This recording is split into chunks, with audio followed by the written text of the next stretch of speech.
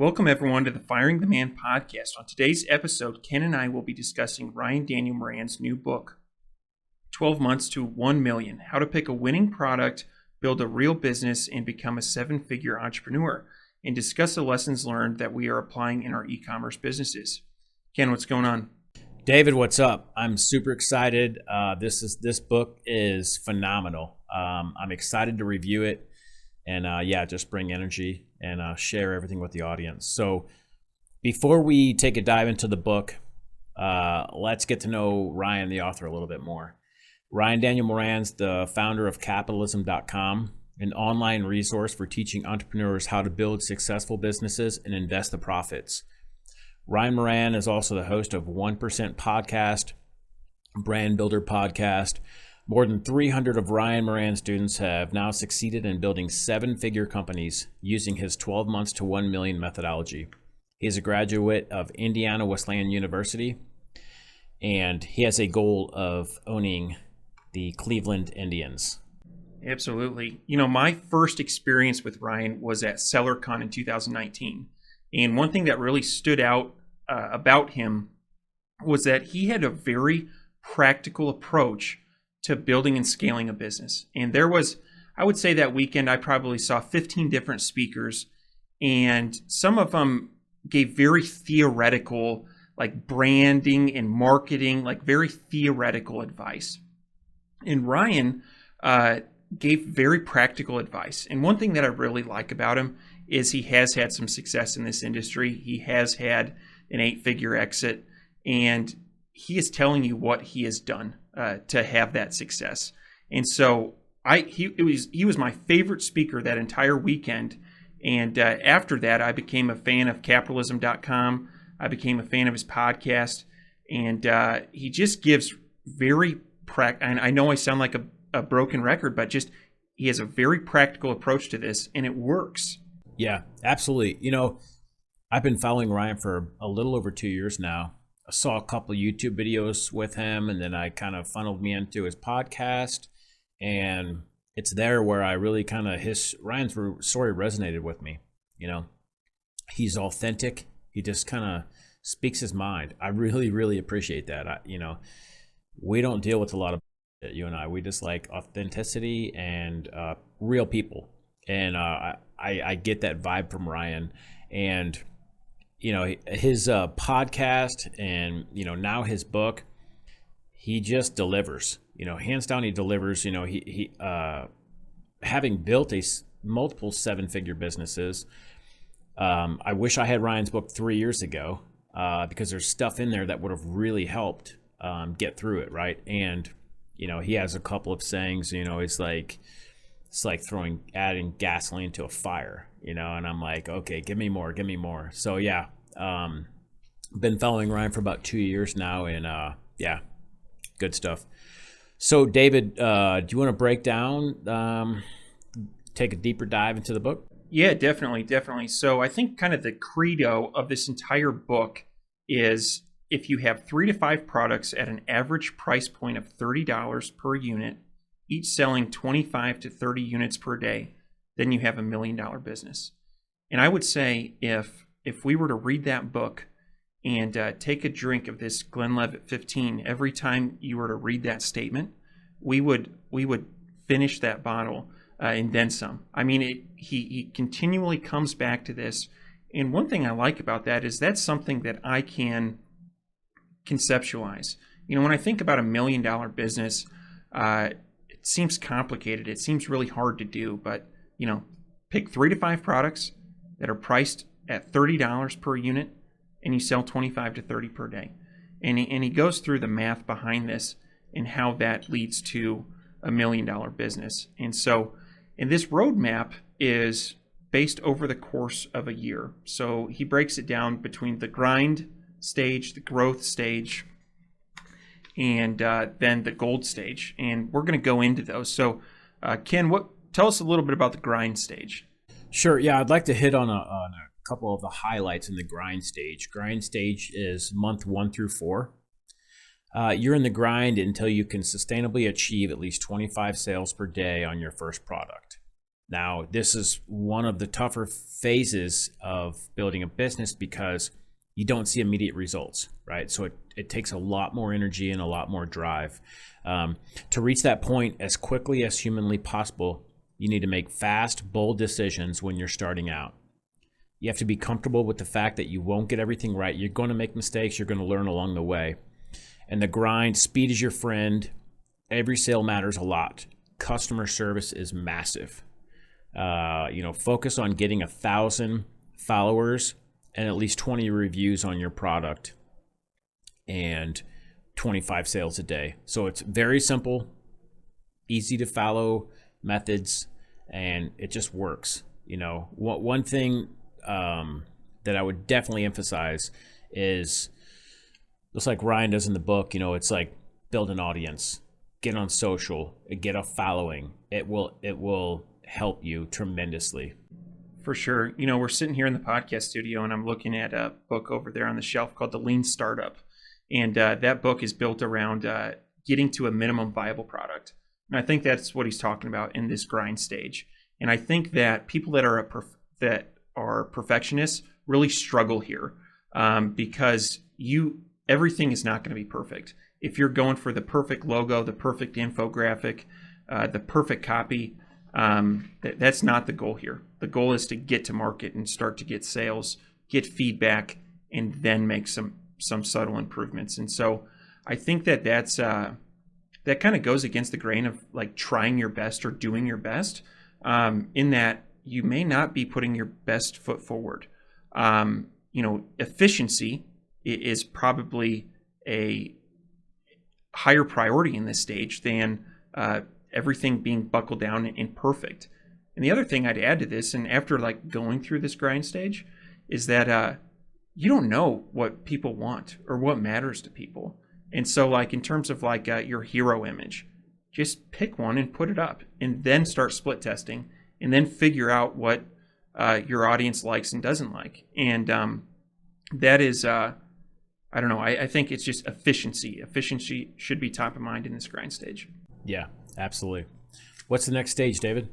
So this is the growth stage. This is typically going to happen in months 5 through 9. And this is where the snowball starts to build. You get your first product up and going, and then you start to roll out several more products as comfortably as you can handle. The important thing here is that you want to market these products to the same group of customers. And so he built a yoga brand. And this is I really like this example, and he uses it throughout the book, is yoga mats, yoga balls, different yoga type products. It's the same customer. And so if I think of products that I buy, I'll give an example right now, bird dog shorts. I bought one pair of bird dogs and I love them. They're the most comfortable shorts I've ever owned. And so I've went back and I've got some of their shirts and some of their pants. And I am the same customer. Their cost of customer acquisition happened when I bought my first product, but I'm coming back. And so this is something where you're building a portfolio of products, but there's some underlying reason behind what you choose to put into that portfolio. And so I think that that's something on the front end of your, when you're thinking about what's the first product that I'm going to launch, you should also be thinking, all right, this customer, my avatar, what else are they going to want to buy? If I'm selling them a fishing rod, maybe I sell them some fishing bait or a tackle box, and having those add-on products. I think that's huge. Yeah, absolutely. Brand building 101. For sure. And Ken, you've seen that in your own business. Like you, thinking of the products that you sell, you've added on variations and similar type products. What's been your experience here? Yeah, absolutely. So, starting out selling on Amazon, back 3-4 years ago, it was kind of like, hey, pick something that sells with these tools. It fits in a backpack, that whole mentality. Now, fast forward to today, it's like I have an audience I'm selling products to. I just ask them or research what they're buying more of and just add to it. Say, hey, you guys are buying these from me. What else do you buy, or what else is helpful for you in this space? And then just listen to the audience and then sell them what they need or what they want. before we move on, you brought up something that I think that's highlighted in this book, and that is asking your audience what they want. And I think especially in e-commerce, it's easy to get stuck behind your laptop, where you're in your office and that's where you're doing your work. So that customer outreach may be, going to Reddit or reading forums. But what Ryan did was he went to yoga studios and he asked people that were actually doing yoga. And I think that there's some real value there. And that takes some legwork. I mean, it would have been easier to get on Reddit and say, what do yoga people like? But he went to yoga studios, found people that were very serious about yoga, and asked them what types of products they would want.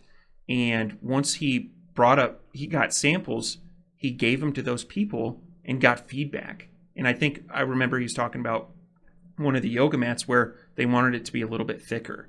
And he would have never guessed that until he talked to somebody that had been doing yoga for years and had tried out a bunch of different mats. And so that was a simple change that he made on the product research side of things.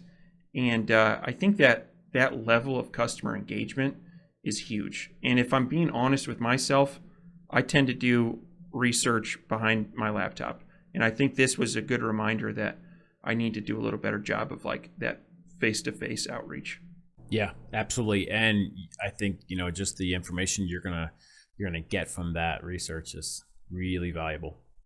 For sure. So we've got the grind stage, the growth stage, and next is the gold stage. What happens here? Yeah. So the gold stage, months 10 through 12. In this stage, you can start experimenting with different types of advertising to figure out what really works for your product. And that goes in terms of, you're going to have a little bit more revenue coming in. So you can start testing different things to see what works. Early on, you don't. You're super lean. Now, I got a little bit of money in here. Let's test Google ads. Let's test Facebook ads. Let's test different types of Amazon ads. Whatever channels you're selling on, you have a little bit more freedom to test things to figure out what's going to work. It's also the stage where you can finally start paying yourself. That's kind of where everything about this podcast leads, right? Firing the man. You want to work for yourself.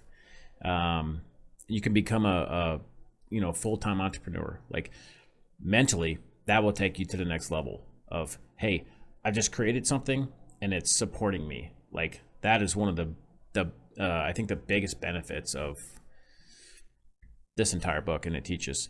The job in this phase is to grow revenue, to expand and grow revenue. Because at the end of the day, you either are going to hold a business for a really long time and it's going to sustain your lifestyle, or you're going to exit. You're going to create something, an asset that's very valuable, and exit, like Ryan did, 8-figure exit. So you have a couple of options, but this is a stage where you really get that hockey stick. You could test things, you could try things out, you can take your time and focus on the business, pay yourself a salary, and just kind of go all in. This is that stage. So kind of wrapping up the book, we touched pretty high level on the stages. So I would definitely recommend, if you are thinking about starting a business, or you're in the early stages and you're just kind of shuffling around, I would highly recommend to go get the book. It's going to add a tremendous amount of value. Some of the highlights for me out of the book was,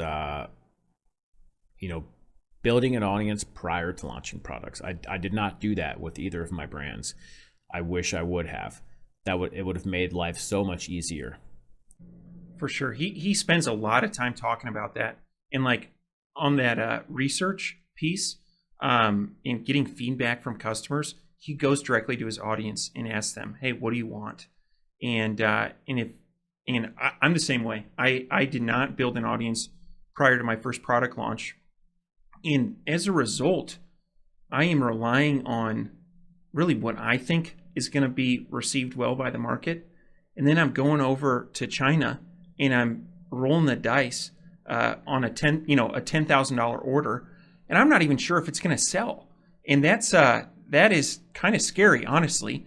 And if you think about, making that first purchase, having feedback from 10, 15, 20 people, 100 people, you're not necessarily rolling the dice anymore. Now it's more like it's a calculated risk that you're taking on this product launch.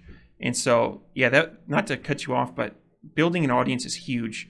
And that's something that is not talked about as much. I mean, people they talk about your hero photos, your copy, getting things up on Amazon, but like there's some stuff that happens before that that's super valuable and pays dividends at every stage here. Yeah, that's it's almost like the sleeper tactic. If you have an audience, you're next level. I think Ryan describes it as throwing gasoline on a fire. It's huge. A couple of last minute closing items. Big piece of advice from Ryan, and for me personally, I've found this out, is to only focus on one thing at a time. If you spread your energy out in different areas, hey, I'm working on this, I'm working on this, I'm working on this, you know what, you're just going to have half-ass. All the things that you're working on are going to be half-ass. If you it's like a laser. If you focus the laser on one piece, you'll burn right through it, right? Same thing. It's a really good concept. And as we're both serial entrepreneurs. It's really hard to say no to opportunity. And if you do early on, especially, it's really valuable. You'll get there faster. The last thing I would like to close on is, Ryan is someone who's done it. He's built a business and he's sold it. So if you want to learn from someone, go find someone that's done it, learn from them. That's how I'd like to close. David, final thoughts? Yeah, so one thing when we were planning out this episode, I've listened to some book review podcasts where I've listened to the podcast, and at the end of it, I've said, I don't need to read the book. They just told me everything that was in the book. And we have strategically not done that because I think if you were to listen to this podcast and then not read this book, you would be doing yourself a disservice. There's a lot of great nuggets in here. Tim Ferriss, he wrote that book, Tribe of Mentors. And one of the questions that he asks all these high performers is, what book have you gifted the most? And I have bought this book for 4 different people that I've either been mentoring or friends of mine that are getting into e-commerce. And it's just an excellent read. And I would say, I've been in this game for 4 years now, and there was great nuggets of information that I picked up. And so I think that investing in this book and in the time into reading it or listening to it is it's a great ROI activity. And so one thing in particular that I really liked about it is it's chocked full of examples. And he lives in Austin, right? Texas, yeah. I tell you what, after my first 8-figure exit, I'm getting a condo down in Austin because I swear that's where all the big e-commerce sellers hang out. Rogan just moved down there too. Maybe we can get a satellite studio down on Lake Travis in Austin. Right. But anyway, so going back to examples, he has a lot of masterminds, a pretty big circle of people in e-commerce. And that's one of my biggest complaints with business books is they're very theoretical. Especially, not to pick on marketing people or branding people, but it's very theoretical. And what he has great real world examples of what works and what doesn't work. And he has success stories, but he also has failure stories, which is great. I think reading 100 success stories is fine, but I think more valuable is reading 50 success stories and 50 failure stories, so you know what not to do. And so anyway, I think every chapter had several examples throughout, and I really liked that. In the last thing is, I know I said this at the beginning, but being practical. And I'll go back to the example of asking your audience what they want. I mean, that is very simple advice, but it works. And why have I asked myself, that's easy, conceptually, if you want to sell someone something, ask them what they want. And I don't know why I haven't done that as much in my own business, but I think there was just a lot of practical examples in here like this Or, another question was like, where does your audience hang out? And again, super practical, super relevant to growing and scaling a business. So anyway, great book. I can't recommend it enough. Also, I would recommend just to give a shout out to Ryan and some of his platforms. So capitalism.com, great website, great content out there. Freedom Fastlane and capitalism.com, they both have podcasts. And really, I think one thing that separates him from a lot of people in this industry is he gives you the good and the bad. And honestly, I think sometimes when I see an episode titled like the worst day of my e-commerce career, I like to listen to those because I also have terrible days in the e-commerce business. And he's very honest and open about what goes well, but also what doesn't go well. And seeing both sides of this is good. I think, some of these gurus out there that only show you the Lamborghinis, that only show you the mansions, they're doing you a disservice because, like anything, there are struggles that come with this, with engaging in this business, and kind of knowing what to expect on the front end is super helpful. So to wrap up the episode, 12 months to $1 million, how to pick a winning product, build a real business, and become a 7-figure entrepreneur by Ryan Daniel Moran. It's a great book. It's available on Amazon. It's on Audible. Go out and get yourself a copy. We'll put a link to both of those in the show notes. Thanks for tuning in. We'll see you next time.